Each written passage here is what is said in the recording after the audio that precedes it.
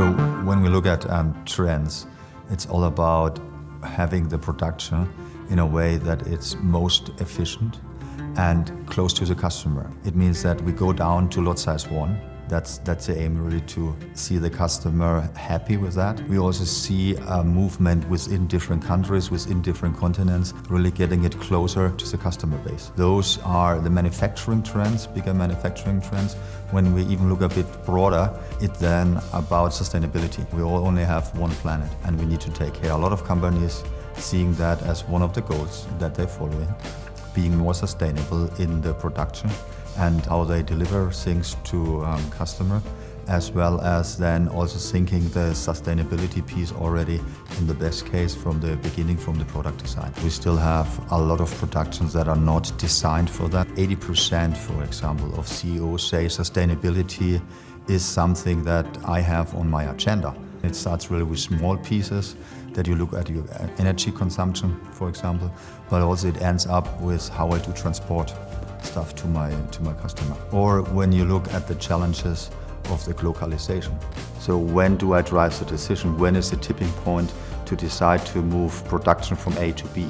We also see the workforce that is aging. We don't get the qualified workforce that we may need for our production. One of the biggest challenges that we have seen was really in the past the disruption of the supply chain. You can have the most efficient factory on earth. If you don't get the supplies that you need right in time in the quality that you think is important, then you can't produce. So you should think about where do I need to have the important decision points in my complete PLM process, and where do I would like to integrate all those insights out of the supply chain and the logistics. It could become a competitive advantage if I take supply chain and logistics into my complete thinking from the very first beginning. And now think about bringing the simulation of your production and the simulation of your supply network and your outbound network together and simulate it all together. When we think about the customer, one of the things that we have done is really for automotive customers in Europe. And it's not in the production itself, it's in the after sales. And when you look at that in a holistic way, because the after sales in automotive is way more complex because you have way more parts. What we do is really helping our customers with two things. First of all, we get all the transparency in their supply network for after sales.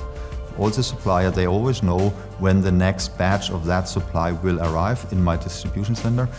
And then we also have optimized the complete network of the distribution centers to the workshops. Other nice example when we look at is a company that runs the production with our scheduler, and we have added to set really the transparency in the complete supply chain, so where they get all the supplies from. And now we have connected the supply chain transparency with the scheduling in the production, and now they always know which line has enough sub-supplies that they can then use in the production. The problems are universally true to all industries, and therefore really thinking it in a holistic way from the shift left approach, really bringing logistics insights into the complete PLM process. It really helps all industries to bring the things together and tear down the silos.